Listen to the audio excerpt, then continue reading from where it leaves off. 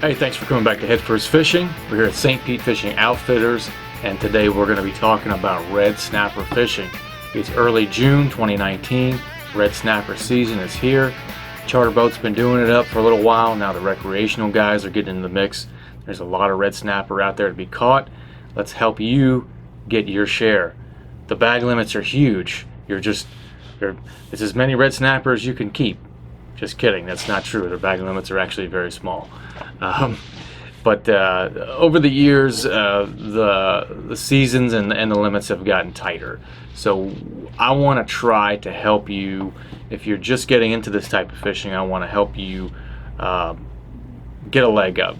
Shorten your learning curve.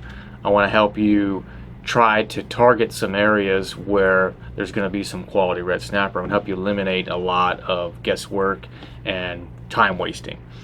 So a couple things I'm going to discuss today is the when, the where, and the how of red snapper fishing.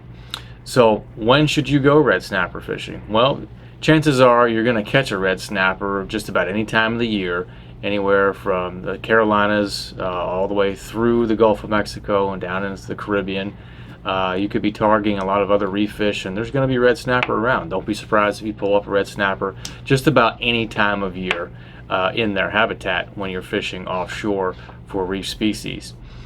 But if you really want to catch red snapper specifically, then you're dealing with a short season right now and smaller bag limits. So I would say, try to coincide that with trying to catch other different types of species right now, because the season is limited and restricted. Bag limits are small. You want to get out there and try to do it when you think you can put more fish in the box. So you don't want to run offshore with just a couple of people, spend a bunch of money, and come back with 5 or 6 fish or something like that. And you want to do better than that. That would be my advice for when you should target red snapper. So right now here in the Gulf, west coast of Florida, we got gag grouper season is in, so you can go get some of that as well. You got red grouper, so all that is available right now, and that is a great time to be out targeting red snapper. Now, we talked about the when you should target. Now let's talk about the where you should target. So red snapper, again a reef fish species, are very structure habitat oriented. They want to live around some sort of reef. It could be man-made or it could be natural. In the North Gulf, where I learned to fish for red snapper, they've invested a lot in artificial reefs.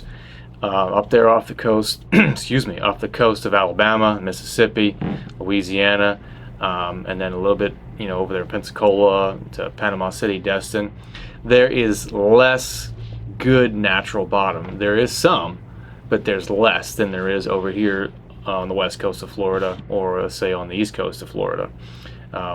So they've compensated for that by building a lot of pyramid reefs. They put a lot of reef balls out. They've sunk ships. They put army tanks out. So there's actually a lot of structure out there available to fish, and it's not so hard to find. There's different sources of information you can pull from to find out where you can catch these red snapper. Number one thing you can do is just go on the internet, and you can find coordinates that way. You can find the coordinates to different reefs out there and there'll be postings on forums. Some county governments will post projects that they've invested in to sink reefs for the public to go use and catch fish. Local governments want you to come to their area to spend money on fishing, spend money in their hotels and tackle shops and restaurants and things like that. So it's good for them to invest in fishing. Pinellas County, Florida, right here where I live, they have their artificial reefs all listed on government websites. So you can download that, and you can transfer that into an Excel file, and you can put that into your plotter. So that's one way to do it. The other way to do it is to invest in one of these charts.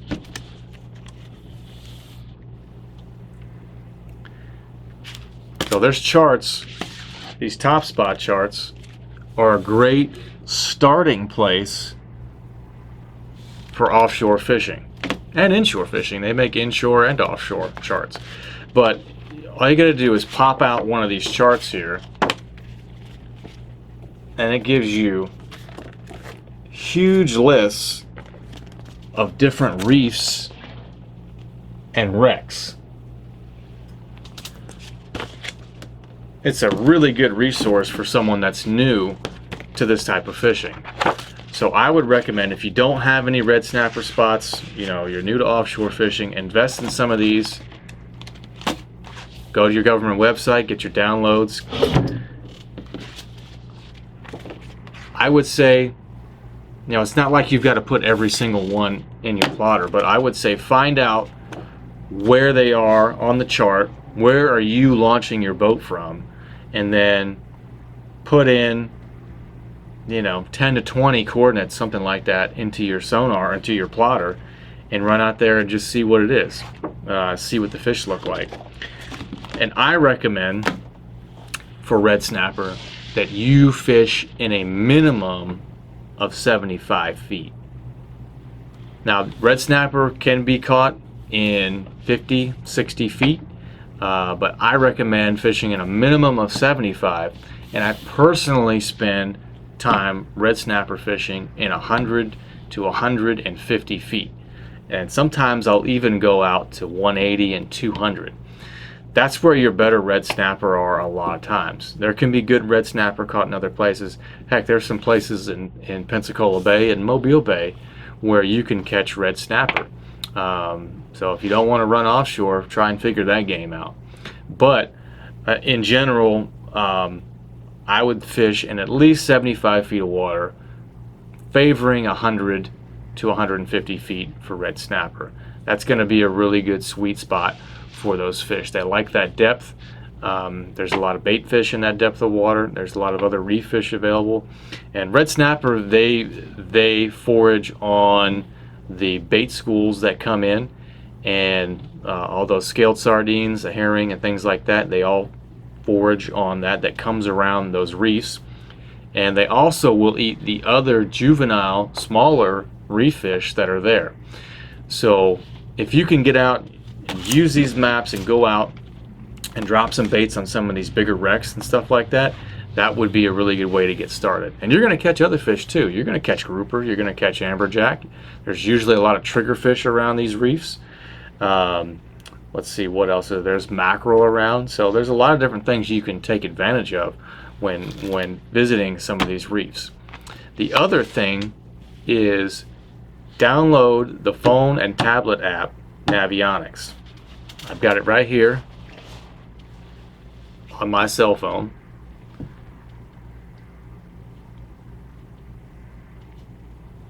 It's booting up right there. I pay for a yearly subscription to this, and it's worth every penny. But it has very detailed charts, and it even has what they call sonar charts, so I can zoom way in on this chart and I can see 1 foot contours. So not only does it actually have a lot of the artificial reefs already in it, it also has things like the Gulf of Mexico natural gas pipeline, which goes from all the way from Alabama, Mississippi area all the way into Tampa Bay. And there's a ton of good stuff to fish on that, and there's definitely red snapper there. It's also a great grouper spot. But this chart right here on your phone, you can actually turn your location on and you can navigate on it. I've used it offshore. It's really accurate, and it'll put you on the fish. There's a lot of detail in here. It tells you about seabed areas, so those are going to be key to finding some of those natural reefs. And what I'm looking for on here is the seabed areas to help me get to something like a really big ledge or really big rock piles. You can find red snapper in a variety of different reef habitat, but I find the better red snapper are going to be on the higher relief structure. So in other words, if I'm in an area, I'm going to be targeting, if I'm in a reef area, I'm going to be targeting wherever that most significant piece of structure is. Where I grew up, we're fishing a lot of pyramid reefs, tanks, Oil rigs, that's another really good one. They really crowd in on that stuff. You can catch red snapper over big expansive hard bottoms that are relatively low lying, but I find the best red snapper structure has some sort of rise off the bottom, or it could be a drop off or something like that. It could be a hole, a natural spring, but something more significant I think is more attractive to red snapper. And when the red snapper find a place that they like, man, do they pile in there. There's tons of them. Once they find a reef that they like, they will begin populating that reef, and they can eventually take it over. So we need to make sure we're out there taking advantage of these red snapper. So definitely invest in charts, invest in a yearly subscription in a phone or tablet app like Navionics. There's different high definition chart cards that you can order out there. There's different services that provide this, and including individual spots like strike lines. There's Seymour, stuff like that. There's tons of information there. Check that out. Check out strikelines.com, though I'm not endorsed to them, by them, but really nice looking imaging and spots in charts that you can download on those websites. It's really all about the habitat. You find a good habitat, you hit it up, and you kind of figure out what's living there. If it's not there, just move on to the next one. So now we've talked about the where. Let's talk about how to catch red snapper. Well, red snapper are a pretty aggressive species of fish. As far as reef fish go, they're not really picky about what they'll eat. You can fish exclusively with dead bait for red snapper and you'll catch a ton of red snapper. You could fish exclusively with live bait and that'll probably catch them just as good. I prefer coming with both. I like having as many bullets as I possibly can have. I fish with cut sardines, sometimes squid. I will use a lot of live pinfish. I believe the live pinfish gets the best fish. I've seen some monster fish caught, and a lot of times it's on a live pinfish. It could be a live cigar minnow. Maybe you caught those. Maybe there's some kings around. You could use that. You could drop a little blue runner down. Excuse me. But live pinfish is probably one of the best baits for red snapper, and it works awesome for grouper. You catch cobia on it. You can every now and then catch a king on it. But the biggest red snapper that I've caught and I've seen other people catch are on a big pinfish. And the hooks I'm dropping them down on for an average size pinfish or an average dead bait is going to be 5/0 and 6/0 inline circle hooks. These are made by O'Hara, and these are 2x strong. So these are hardened up. They're stronger than regular hooks. Got to use circle hooks when you're fishing for reef fish species like red snapper, and they got to be inline circle hooks. So I've got my live pinfish, I've got my cut cigar minnows, I've got cut sardines. Then I'm going to drop them down on either a fish finder rig or a Carolina rig, whatever you want to call it. Basically, you've got your weight stopped by a swivel. This is going up and down your main line, and you'll have a swivel right here tied off to your swivel. You've got your leader line, and then you've got one of these hooks right here. So I'll use about 2 feet or so of that. It's not really super important if it's more than 2 feet or a little less than 2 feet. They're gonna eat it, but I want to give them a little bit of room between the weight and the hook. Now, I always match the weight to the current. If I can get away with a 2-ounce weight, that's what I'm using if it's a slow current. That's a 4-ounce lead right there. That's going to be a pretty common weight. If we get a little bit more current, 6 and 8 ounces will be appropriate. If you're using 10 ounces of lead, you got a hell of a current out there. You've got a heck of a current. You're fishing over 100 feet of water. You're going to need some serious weight and a heavy current to hold bottom. And you got to hold bottom. You can't have your bait dragging across the sand or whatever. away from the spot. The fish will they'll kind of say, they might go after your bait. They might. But you know, if it's getting dragged because you got this giant bow in your line because the current's ripping so hard, that's gonna pull it. You know, you might snag on rocks, or you might snag on the rig, or you know, the reef or something. You're gonna need some serious weight. I don't recall ever having to use more than 8 to 10 ounces of weight. 8 ounces is 99% of the time the most weight I ever use.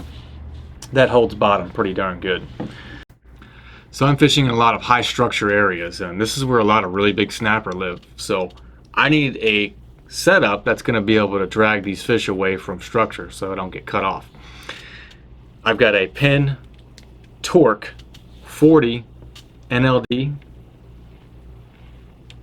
That's a powerful, strong reel, and it's got a Penn Ally conventional rod with all reinforced guides all the way up except for the tip. This is a very strong rod. It's 6 foot 6 inches, holds up to 80-pound mono. You're going to be able to drag some fish away from structure with this setup.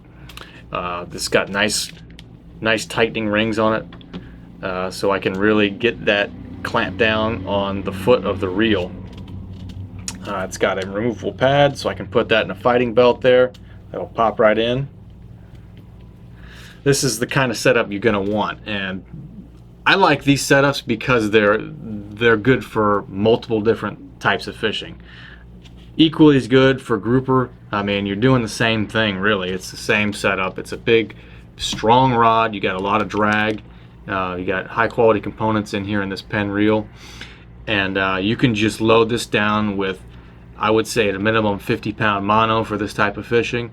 Go up to 80, and you can really rip some fish away from danger. So the tip on this is pretty darn strong. So there's not a ton of flex. You don't need a super sensitive setup for this type of fishing. So I'm recommending this because I'm targeting the bigger red snapper. There's a million 5-pound red snapper out there, but I'm looking for snapper that are 10, 15, 20 plus pounds. So invest in something like this, and you'll have a long-term setup that's going to catch a lot of big fish. So to recap, how to target red snapper, when to fish for red snapper.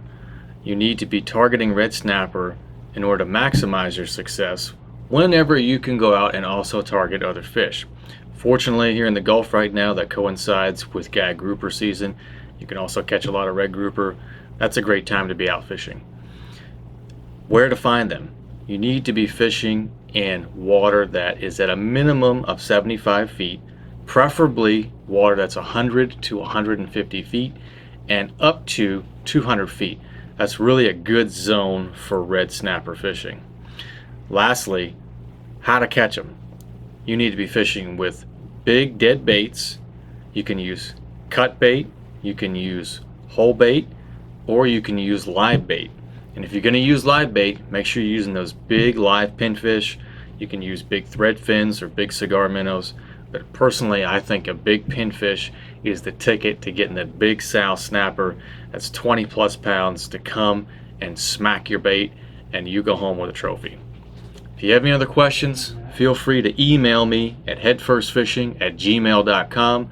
I'd love to talk to you. We can talk more specifics about snapper fishing.